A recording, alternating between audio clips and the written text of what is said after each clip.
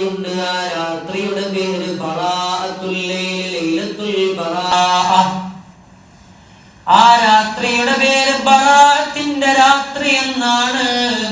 നിസ്ഫും മിൻ ശഅബാൻ, ആ രാത്രിയുള്ളത് ശഅബാനിന്റെ പകുതിയിലാണ്. ആ രാത്രിയുടെ പ്രത്യേകത എന്തെന്നറിയോ? മലക്കുകൾ ഇറങ്ങി വരുന്ന രാത്രിയാണ്. ദുആക്ക് ഇജാബത്തുള്ള രാത്രിയാണ്. ആ രാത്രികളുടെ കൂട്ടത്തിൽ പവിത്രമായ രാത്രിയായി മഹാന്മാർ എണ്ണിയതും മാത്രമല്ല, അല്ലാഹുവിന്റെ റസൂൽ സ്വല്ലല്ലാഹു അലൈഹി വസല്ലം മദീന പള്ളിയുടെ നേതാവ്, മദീനയുടെ നേതാവ് മുഹമ്മദ് മുസ്തഫ സല്ലല്ലാഹു അലൈഹി വസല്ലമ ആയിഷ അവിടുത്തെ പ്രിയ പത്നിയായ ഉമ്മുൽ മുഅ്മിനീൻ ആയിഷത്ത് സിദ്ദീഖ റളിയല്ലാഹു തആല അൻഹയുടെ വീട്ടിൽ കിടക്കുമ്പോൾ അല്ലാഹുവിന്റെ റസൂൽ പാതിരാത്രി ആയിഷ ബീവിയുടെ കൂടെ കിടക്കുമ്പോൾ അല്ലാഹുവിന്റെ റസൂലിനെ കാണുന്നില്ല. രാത്രിയിൽ ആയിഷ പരതുകയാണ്, എവിടെ എന്റെ ഹബീബ്, എവിടെ എന്റെ ഭർത്താവ്, എവിടെ ഐന ഹബീബി, എന്റെ ഭർത്താവ് എവിടെ എന്ന് പറഞ്ഞ് പരതുകയാണ് ആയിഷ. ആയിഷ പരതിയപ്പോ സ്വന്തം പ്രിയതമനായ ഭർത്താവിനെ കാണുന്നില്ല. ഭർത്താവിനെ കാണാതെ വന്നപ്പോ വീട്ടിൽ നിന്ന് എഴുന്നേൽക്കുകയാണ്. മസ്ജിദുൻ നബവിയുടെ അടുത്ത് തന്നെയാണ് ആ വീടുള്ളത്, ആ കുടിലുള്ളത്. കൊട്ടാരമല്ല ആ കുടില്, എന്നാൽ ലോക കൊട്ടാരമായ, ലോക നേതാവിന്റെ കൊട്ടാരമായ കുഞ്ഞു കുടില്. ആ കുടിലിൽ നിന്ന് ആയിഷ മോള് നോക്കുകയാണ്, ആയിഷ ഉമ്മ നോക്കുകയാണ്, എന്റെ ഹബീബ് എവിടെ, എന്റെ ഭർത്താവ് എവിടെ? ഭർത്താവിനെ കാണുന്നില്ല, മുത്തു റസൂലിനെ കാണുന്നില്ല. ആയിഷ ബീവി അവിടെ നിന്ന് എഴുന്നേൽക്കുകയാണ് രാത്രിയില്. അങ്ങനെ ആയിഷ ബീവി നോക്കുമ്പോ ജന്നത്തുൽ ബഖീന്റെ ഖബർസ്ഥാനിലേക്ക് പോയി, ഒറ്റക്ക് ആരും കാണാതെ ആ ഖബർസ്ഥാനിൽ ഇരുന്നു കൊണ്ട് ദുആ ചെയ്യുകയാണ്.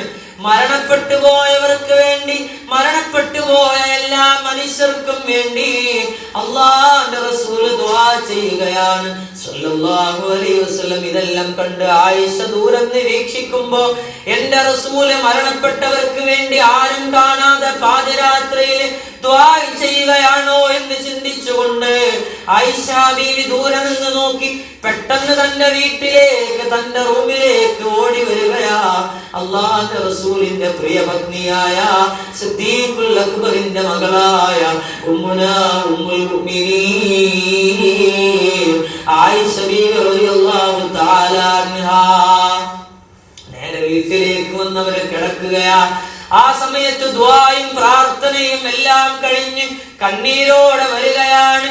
ദുആയിൽ തന്റെ ഉമ്മയെ ഓർക്കുന്നുണ്ട്, ഉപ്പയെ ഓർക്കുന്നുണ്ട്, അബൂ താലിബിനെ ഓർക്കുന്നുണ്ട്, എല്ലാ മനുഷ്യരെയും ഓർക്കുന്നുണ്ട്, അബ്ദുൽ മുത്തലിബിനെ ഓർക്കുന്നുണ്ട്.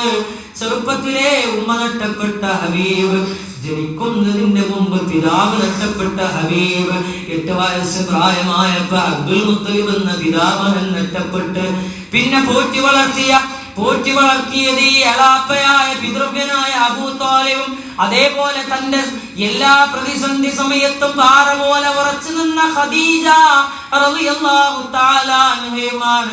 ഇവരൊക്കെ ഓർത്തുകൊണ്ട് ദുആ ചെയ്തുകൊണ്ട് നിറകണ്ണുകളോടെ ഹബീബ് ആയിഷ ബീവിയുടെ വീട്ടിലേക്ക് വരികയാണ്. ആയിഷ ബീവി ഇങ്ങനെ ഓടി വന്നതല്ല, ആ കിതപ്പിൽ നിൽക്കുന്നുണ്ട്. ആയിഷ ബീവിയോട് ചോദിച്ചു, എല്ലാ ആയിഷ നീ എന്നെ കുറിച്ച് എന്താ കരുതിയെന്ന് ചോദിച്ചു. അപ്പോ ആയിഷ ബീവി റളിയല്ലാഹു അൻഹ നബി സല്ലല്ലാഹു അലൈഹി വസല്ലം പറഞ്ഞു, ആയിഷ ഇന്നത്തെ രാത്രി ഏതെന്നറിയോ? ഈ രാത്രി ദുആക്ക് ഇജാബത്തുള്ള രാത്രിയാണ്. സാധാരണ രാത്രികളെ പോലെയല്ല ഈ രാത്രി ആയിഷ എന്ന് പറഞ്ഞ് ശഅബാൻ 15ന്റെ മഹത്വം പറഞ്ഞു കൊടുക്കുകയാണ് ഹബീബായ നബി മുഹമ്മദ് മുസ്തഫ സ്വല്ലല്ലാഹു അലൈഹി വസല്ലം. അപ്പോ സാധാരണ ഇങ്ങനെ പോണ പോലെ നിസ്കാരമൊക്കെ ഉണ്ട്, എന്നാ ചിലപ്പോൾ നിസ്കാരമൊക്കെ കളായിട്ട് ഇങ്ങനെ ഒരു അവസ്ഥയിൽ നിന്ന് മാറിയിട്ട് ശരിക്ക് ഹൃദയത്തെ സംസ്കരിച്ചെടുക്കേണ്ട മാസമാണ് ഈ പരിശുദ്ധമായ മാസം. അന്നത്തെ വെള്ളിയാഴ്ച, ഈ വരുന്ന വെള്ളിയാഴ്ച അസ്റിന് ശേഷം ചില കിതാബുകളിൽ കാണാം, മഗ്രിബിക്ക് ശേഷം ഒന്ന് കാണാം. മഗ്രിബിക്ക് ശേഷം എന്ത് ചെയ്യാ? വിശുദ്ധമായ ഖുർആനിലെ സൂറത്ത് യാസീൻ 3 യാസീൻ ഓതുക.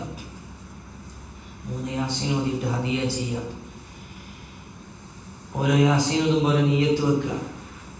മാതാപിതാക്കൾക്ക് വേണ്ടിയിട്ട്, അതുപോലെ മരിച്ചുപോയവർക്ക് വേണ്ടിയിട്ട് ഭക്ഷണത്തിൽ വിശാലത കിട്ടാൻ, അങ്ങനെ 3 യാസീൻ നിയ്യത്ത് വെച്ച് ഓതി. അതിന് ശേഷം വിശുദ്ധമായ സൂറത്തു ദുഹാൻ, യാസീനൊക്കെ കഴിഞ്ഞിട്ട് കാണാം. സൂറത്തു ദുഹാൻ 3 പേജേ വരുള്ളൂ.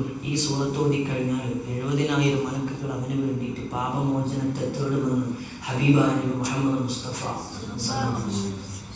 അപ്പൊ മലക്കുകളുടെ ശരിക്കും മലക്കുകളുടെ ആ ഇസ്തിഗ്ഫാർ കിട്ടിയാൽ തന്നെ മനുഷ്യൻ നന്നാകാനുള്ള അവസരമാണ് പ്രിയപ്പെട്ടവരെ പരിശുദ്ധമായ റമദാൻ കടന്നു വരുന്നത്.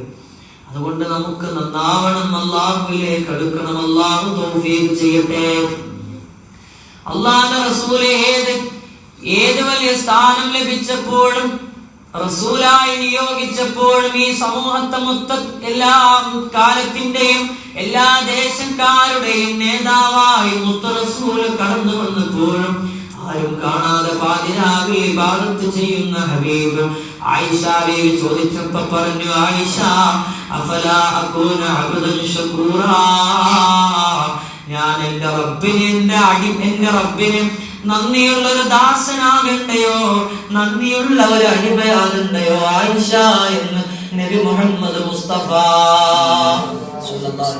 നന്ദിയുള്ള അടിമ വേണം. ഇന്ന് നന്ദിയാണ് നഷ്ടപ്പെട്ടത്. അല്ല ഖുർആൻ പറഞ്ഞത് والعاديات ضبحا فالموريات قدحا فالمغيرات صبحا فأثرن به نقعا فوسطن به جمعا. ഇതൊക്കെ പറഞ്ഞു. കുതിരകളെ തന്നെയാണ് സത്യം. കുതിര എന്താ ചെയ്യാ? കുതിര തന്റെ യജമാനു വേണ്ടി യുദ്ധക്കളത്തിൽ കടന്നിട്ട് പൊടി പാറിച്ചുകൊണ്ട് യുദ്ധം ചെയ്യും. ഈ യുദ്ധ രണഭൂമിയിൽ പോലും ഈ കുതിരക്കറിയാം എന്റെ ജീവൻ പോകുമെന്നറിയാം. പക്ഷേ തനിക്ക് ഭക്ഷണം കൊടുക്കുന്ന യജമാനന് വേണ്ടി ഈ കുതിര പൊടിപടലങ്ങളൊക്കെ പാറിച്ചുകൊണ്ട് രംഗഭൂമിയിലൂടെ യുദ്ധഭൂമിയിലൂടെ നടക്കുമ്പോഴും ഓടിപ്പാഞ്ഞ് നടക്കുന്നത്. ഈ കുതിര നടക്കുന്നത് എന്തിനു വേണ്ടി എന്നറിയേ? കുതിര പായുന്നത് തനിക്ക് ഭക്ഷണം കൊടുക്കുന്ന, തനിക്ക് മുതല കൊടുക്കുന്ന ഈ കുതിര, എന്നെ പോറ്റി വളർത്തുന്ന ഈ യജമാനന് നന്ദിയായി കുതിര ചെയ്യുന്നതാ. പക്ഷേ ഈ കുതിരകളൊക്കെ പറഞ്ഞ് അല്ലാഹു സത്യം ചെയ്തുകൊണ്ട് സൂറത്തുൽ ആദിയാത്തിൽ പറഞ്ഞു, ഇന്നൽ ഇൻസാന ലിറബ്ബിഹി ലകനൂദ്, മനുഷ്യൻ അവന്റെ രക്ഷിതാവിനോട് അങ്ങേയറ്റത്ത് നന്ദികേട് കാണിക്കുന്നവനാണ്. ഇതൊക്കെ കേട്ട് പറഞ്ഞു, ഇന്നൽ ഇൻസാൻ, നിശ്ചയമായിട്ടും മനുഷ്യൻ ഇന്നൽ ഇൻസാന ലിറബ്ബിഹി ലകനൂദ്, അവന്റെ റബ്ബിനോട് നിശ്ചയം നന്ദികേട് കാണിക്കുന്നവനാണ്. അപ്പം നമ്മളൊക്കെ മറന്നു പോവുക. ഓരോ നിഅമത്തുകൾ കിട്ടുമ്പോൾ, അനുഗ്രഹങ്ങൾ കിട്ടുമ്പോൾ പടച്ചവനെ മറന്നു പോകുന്ന വിഭാഗമാണ്. അല്ലാഹു തആല നമ്മളെ സംരക്ഷിക്കട്ടെ. അല്ലാഹു തആല അവനെ എപ്പോഴും ഓർക്കണം. പ്രയാസഘട്ടത്തിലും പ്രതിസന്ധി ഘട്ടത്തിലും നല്ലത് വരുമ്പോഴും അല്ലാഹനെ ഓർക്കണം. സത്യത്തിൽ നമ്മളൊക്കെ ദുഃഖം വരുമ്പോൾ മാത്രമേ അല്ലാഹനെ ഓർക്കുള്ളൂ. നമുക്ക് അനുഗ്രഹങ്ങൾ കിട്ടുമ്പോൾ അല്ലാഹുവിനെ മറന്നു പോകരുത് പ്രിയപ്പെട്ടവരെ. അപ്പൊ അല്ലാഹുവിന്റെ റസൂല് പറഞ്ഞതുപോലെ, അള്ളാഹുവിന്റെ ഹബീബ് പറഞ്ഞതുപോലെ, അള്ളാഹ് പഠിപ്പിച്ചതുപോലെ വഴികാട്ടി നല്ല പോലെ ജീവിക്കണം. ഒരാളോട് പോലും വെറുപ്പില്ലാതെ, ഒരാളോട് പോലും അസൂയയില്ലാതെ, പകയില്ലാതെ, ഖൽബൻ സലീമാ, സമാധാനത്തിന്റെ ഖൽബ് വേണമേ, സമാധാനത്തിന്റെ ഹൃദയം വേണം. പരിശുദ്ധമായ റമദാൻ വന്നത് മനസ്സിനെ സംസ്കരിക്കാനാണ്, തസ്കിയത്തുൽ ഖുലൂബിനാണ്. അതിനുവേണ്ടി ഒരുങ്ങണം പ്രിയപ്പെട്ടവരെ. പരിശുദ്ധമായ ഖുർആൻ ഓതണം. അല്ലാഹു പറഞ്ഞതുപോലെ മുത്തറസൂലിന്റെ പേരിലുള്ള സ്വലാത്ത്, ഈ സ്വലാത്ത് ചൊല്ലിയാൽ നമ്മുടെ ഖൽബ് തണുക്കുന്നതാണ്, നമ്മുടെ ഹൃദയത്തിലെ ഖസ്വത്തുൽ ഖൽബ് മാറിപ്പോകുന്നതാണ്. പരിശോധിച്ചു നോക്കൂ ഈ സ്വലാത്തിൽ കഴിഞ്ഞാൽ നമ്മളൊക്കെ തെറ്റ്. നിസ്കരിക്കുന്ന ആളുകളാണോ? തെറ്റെയ്യും. പക്ഷെ സ്വലാത്ത് അധികം ചെല്ലുന്ന ആളുകൾക്ക് തെറ്റിൽ നിന്നുള്ള സംരക്ഷണം ഉണ്ടാവും. ഖുർആനിൽ സൂറത്തുൽ അഹ്സാബിൽ ഒരു ആയത്തുണ്ടല്ലോ, ഇന്നല്ലാഹ വ മലായികതുഹു യുസല്ലൂന അലൻ നബി യാ അയ്യുഹല്ലദീന ആമനൂ സല്ലു അലൈഹി വസല്ലിമു തസ്ലീമാ. എല്ലാവരും കേട്ടിട്ടുണ്ടാവും. എല്ലാ വെള്ളിയാഴ്ച ഖുതുബയിൽ, രണ്ടാമത്തെ ഖുതുബയിൽ ഖതീബ് ഓതും ഈ ആയത്ത്. കേട്ടിട്ടില്ലേ? ഈ ആയത്തിറങ്ങിയത് ഈ പരിശുദ്ധമായ ശഅബാൻ മാസത്തിലാണ്. റജബ് മാസത്തിൽ ഒരു സ്വലാത്തിന്റെ വാർഷികമാണ്. അതാണ് നിസ്കാരം. മിഅറാജിന് പോയിട്ട് നബി സല്ലല്ലാഹു അലൈഹി വസല്ലമക്ക് അല്ലാഹു നിസ്കാരം കൊടുത്തത്. 2 ഹറമിൽ നിന്ന് പോയില്ലേ? വസറൈത മിൻ ഹറമിൻ ലൈലൻ ഇലാ ഹറമി കമാ സറത ഫീ താജൻ ഇലൽ ളുലമി മൗലായ സ്വല്ലി വസല്ലിം ദായിമൻ അബദാ للخلق كلهم ورأى عجائب عالم الملكوت وسرائر الناسوت والجبروت عينا مدرس مسجد اللاهوت كم من لدني هوى علوما صلوا عليه وسلموا تسليما. 7 ആകാശങ്ങളും കടന്നുകൊണ്ട് സിദ്റത്തുൽ മുന്തഹയിലെത്തി അല്ലാഹുമായി മുനാജാത്ത് നടത്തിയപ്പോ ആ മുനാജാത്ത് നടത്തിയ അടിമയ്ക്ക് അല്ലാഹു സമ്മാനമായി കൊടുത്തതായ നിസ്കാരം, ആ നിസ്കാരം നടന്നത്, നിസ്കാരം അല്ലാഹു സമ്മാനമായി കൊടുത്തത് റജബിലാണെങ്കിൽ ആ നിസ്കാരത്തിന് അറബിയിൽ പറയുക സ്വലാത്ത് എന്നാണ്. എന്ന് നിങ്ങൾ കേട്ടിട്ടില്ലേ? ഖുർആനിൽ നിസ്കാരം നിങ്ങൾ നിലനിർത്തുക, നിസ്കരിക്കുക എന്നല്ല, നിസ്കാരം നിങ്ങൾ നിലനിർത്തുക. വാത്തു സക്കാത്ത് നിങ്ങൾ കൊടുത്തു വിട്ടുക. അതുപോലെ പരിശുദ്ധ ശഅബാനിലാണ് ഒരു സ്വലാത്ത്. ആ സ്വലാത്ത് അസ്സലാത്തു അലൻ നബിയിൽ മുസ്തഫ, അല്ലാഹുവിന്റെ റസൂലിന്റെ പേരിലുള്ള സ്വലാത്താണ്. ആ സ്വലാത്ത് നിങ്ങൾ മറന്നു പോകരുത്. ദിവസവും സ്വലാത്ത് ചൊല്ലണം. എത്രയാണോ കഴിയുന്നത് അത്ര സ്വലാത്ത് ചൊല്ലണം.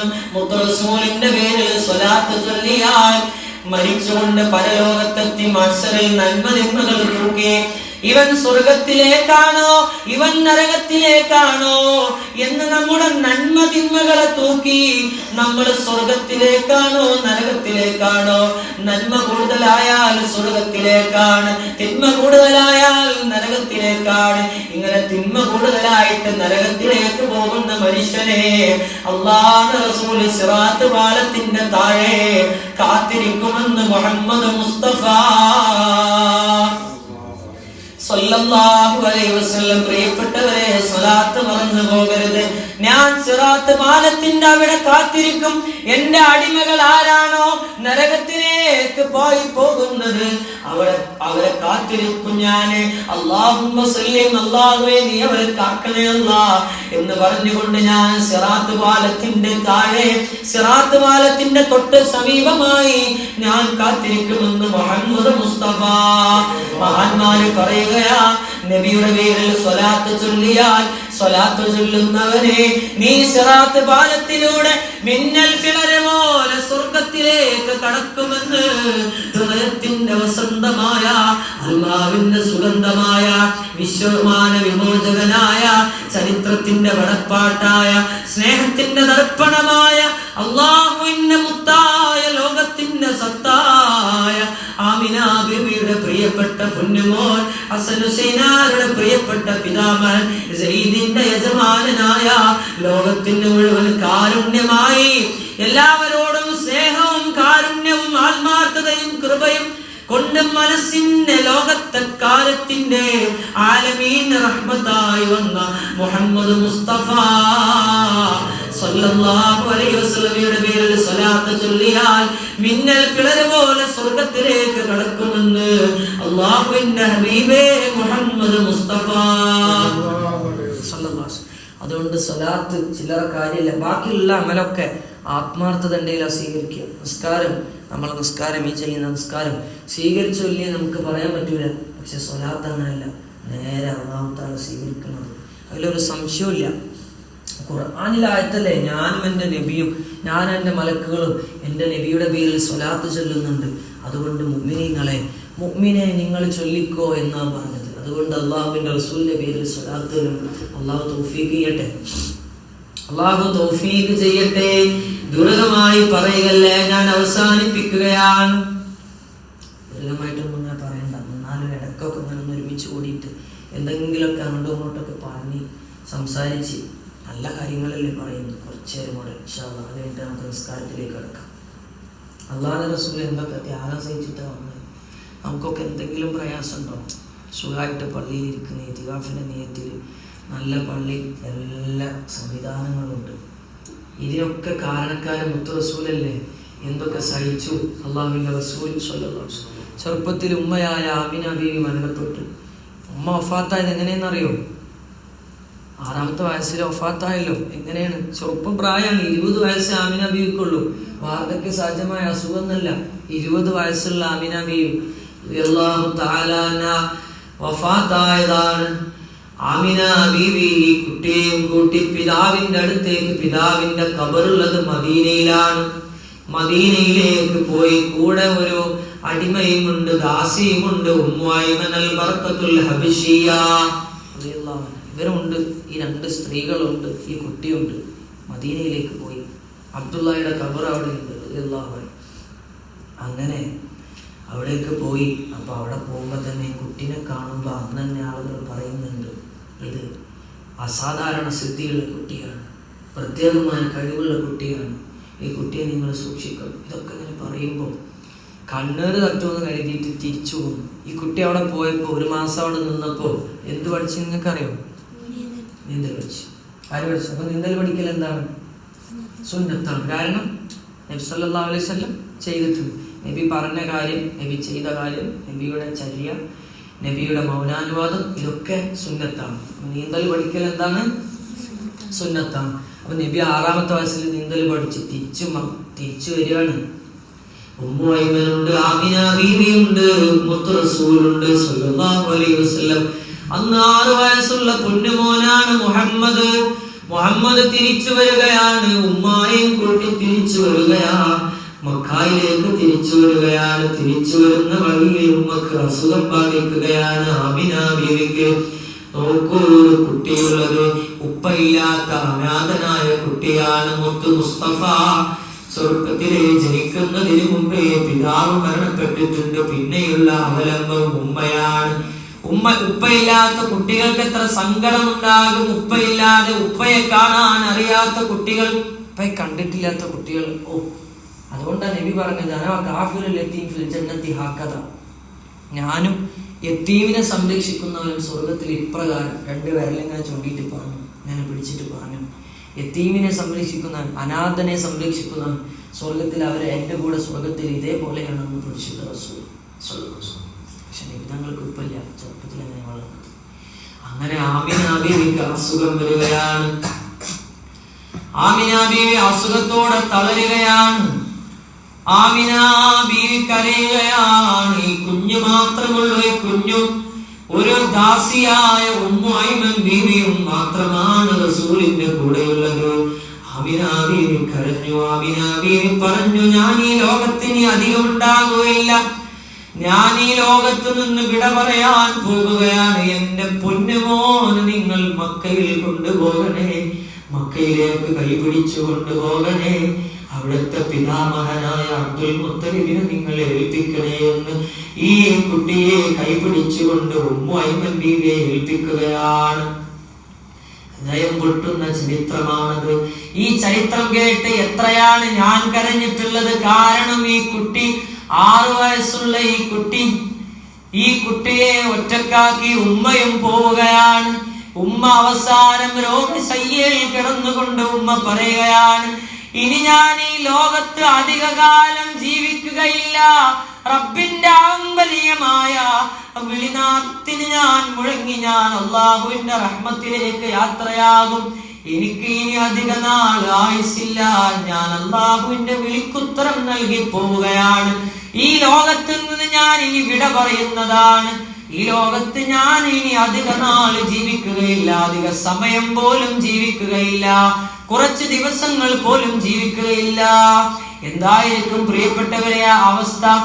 ഞാൻ നാളെ ഇതേപോലെ ഈ പള്ളിയിൽ ഇമാമത്ത് നിൽക്കാനില്ല എന്ന് ഞാൻ ഇന്ന് അറിയുകയാണെങ്കിൽ ഞാൻ ഇന്ന് ഒരുക്കം തുടങ്ങിയില്ലേ പ്രിയപ്പെട്ടവരെ?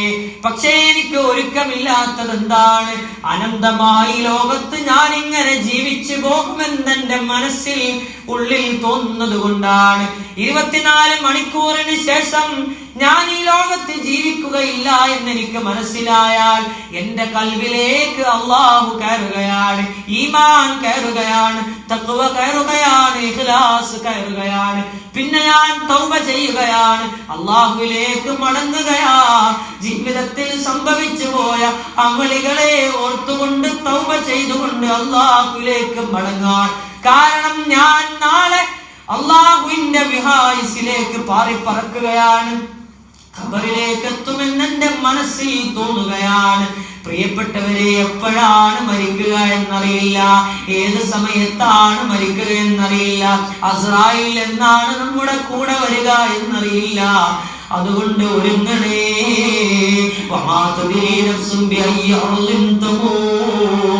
എപ്പോഴാ മരിക്കുന്നത്, ഏത് സമയത്താ മരിക്കുന്നത്, ഒന്നും പറയാൻ കഴിയാത്ത ലോകമാ, നശ്വരമായ ലോകമാ, നൈമിഷികമായ ലോകമാണ്. ഈ ലോകത്ത് അങ്ങനെ ജീവിച്ചു പോകുന്നു പ്രിയപ്പെട്ടവരെ. അതുകൊണ്ട് പ്രിയപ്പെട്ടവരെ, ആമിന ബീവി കരഞ്ഞുകൊണ്ട് പറഞ്ഞു, എന്റെ കുട്ടിയെ നിങ്ങൾ നോക്കണേ.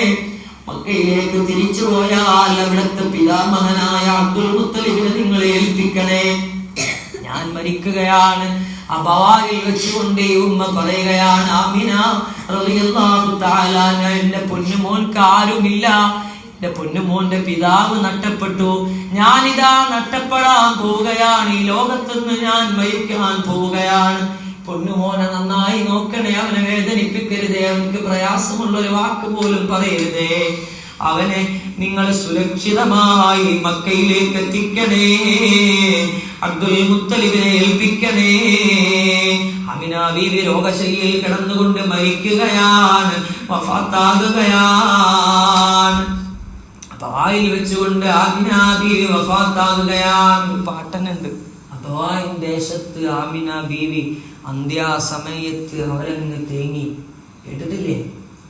ആരാരുമില്ല ഈ പൈതലിന്, ആരേര് തുണയേകും തമ്പുരാന്. മലയാളത്തിലൊരു പാട്ടുണ്ട്. ആമിന ബീവി കരഞ്ഞു, കുട്ടിയെ ഏൽപ്പിച്ചു. അങ്ങനെ ഉമ്മാനെ അവിടെ സ്വന്തം കൈകൊണ്ട് കബറടക്കി.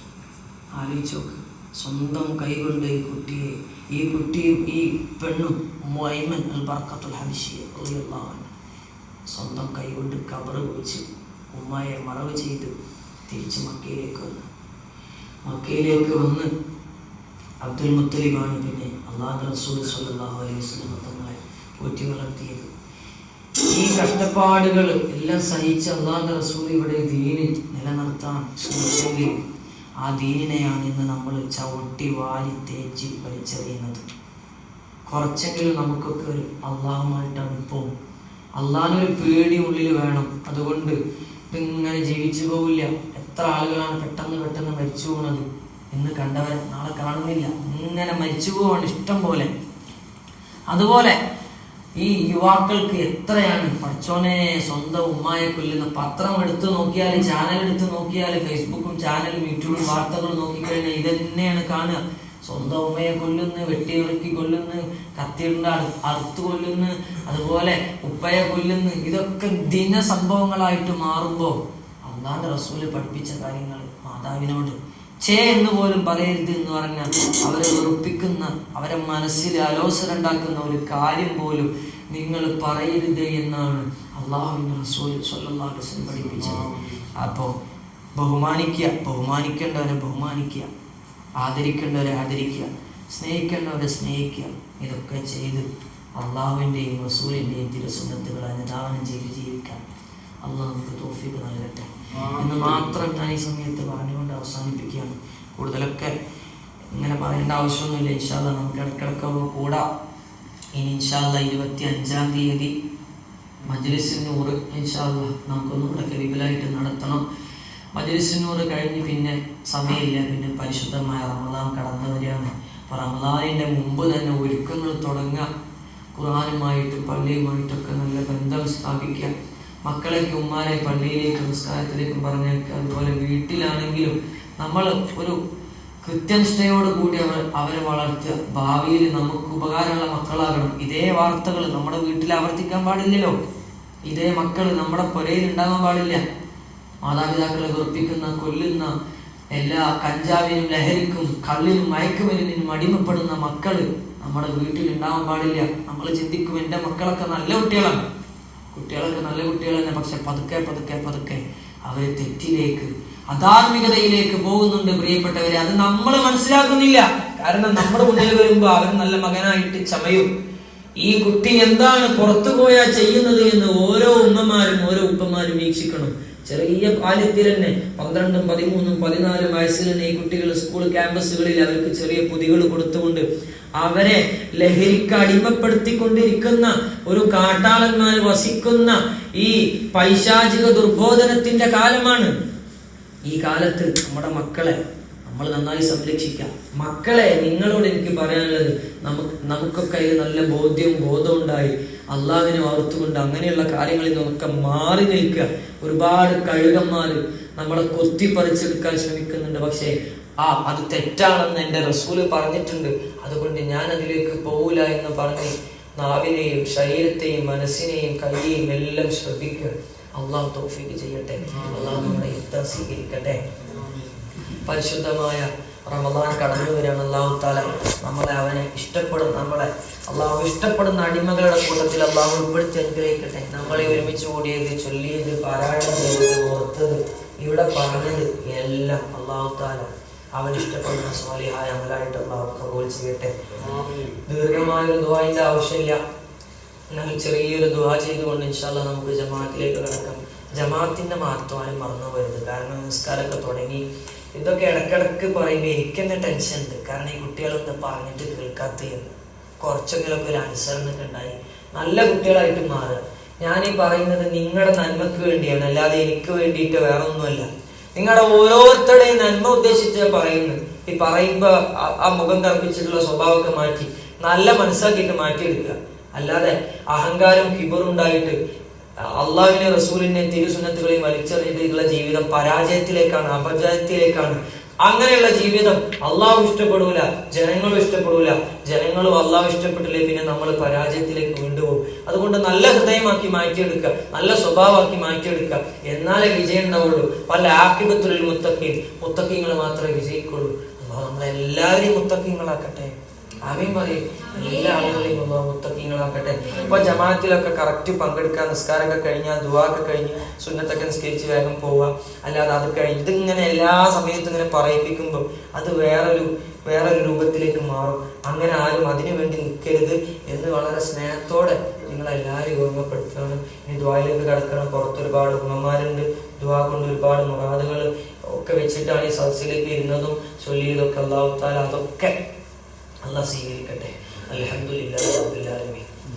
അല്ലാഹുമ്മ സ്വല്ലി അലാ സയ്യിദിനാ മുഹമ്മദ് വഅലാ ആലി സയ്യിദിനാ മുഹമ്മദ് കമാ സ്വല്ലൈത അലാ ഇബ്രാഹീം വഅലാ ആലി ഇബ്രാഹീം വബാരിക് അലാ സയ്യിദിനാ മുഹമ്മദ് വഅലാ ആലി സയ്യിദിനാ മുഹമ്മദ് കമാ ബറക്ത അലാ ഇബ്രാഹീം വഅലാ ആലി ഇബ്രാഹീം ഫിൽ ആലമീൻ ഇന്നക ഹമീദുൻ മജീദ്.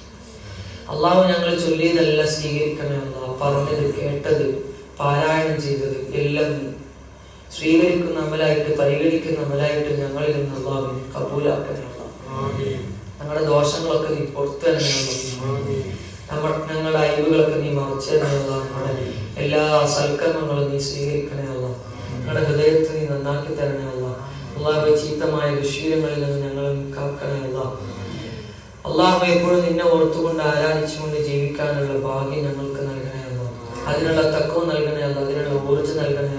അതിനുള്ള ആയുസ് നൽകണേ. ആഫിയത്ത് നൽകണേ. ആരോഗ്യം നൽകണേ. ദീർഘായുസ് നൽകണേ.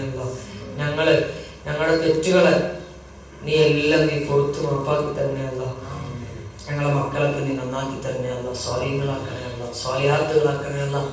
അള്ളാഹു ഞങ്ങളുടെ ഹൃദയത്തിലുള്ള കൽബിലുള്ള എല്ലാ മുറാദുകളും ഹലാലായ മുറാദുകളൊക്കെ നീ ഹാസിലാക്കി തരണേ. ഹജ്ജ് ഉംറകൾക്ക് തൗഫീഖ് നൽകണേ. മുത്ത് റസൂലിന്റെ മദീന സിയാറത്ത് ചെയ്യാൻ ഞങ്ങൾക്ക് നീ ഭാഗ്യം നൽകണേ. അള്ളാഹുവേ ഞങ്ങളെ നല്ല സ്നേഹത്തോടെ ഐക്യത്തോടെ മുന്നേറാനുള്ള ഭാഗ്യം നൽകണേ. ദീനിനെ നീ ശക്തിപ്പെടുത്തണേ. ഇസ്ലാമിനെ നീ ശക്തിപ്പെടുത്തണേ. എല്ലാ മനുഷ്യരും സ്നേഹത്തോടെ, സഹവർത്തിത്വത്തോടെ, നല്ല ബന്ധത്തോടെ, നെഞ്ചിപ്പോടെ ജീവിക്കുന്ന നല്ല നാടാക്കിയിട്ട് നാടിനെ നീ മാറ്റണേ. ഈ നാടിനെ അഭിവൃദ്ധിയിലേക്ക് എത്തിക്കണേ. അഭിവൃദ്ധിയിൽ എത്തിക്കണേ. അള്ളാഹുവേ ഞങ്ങളെ എല്ലാ പദ്ധതികളും നീ വിജയിപ്പിക്കണേ. ദീനി ഉന്നമനം നൽകണേ.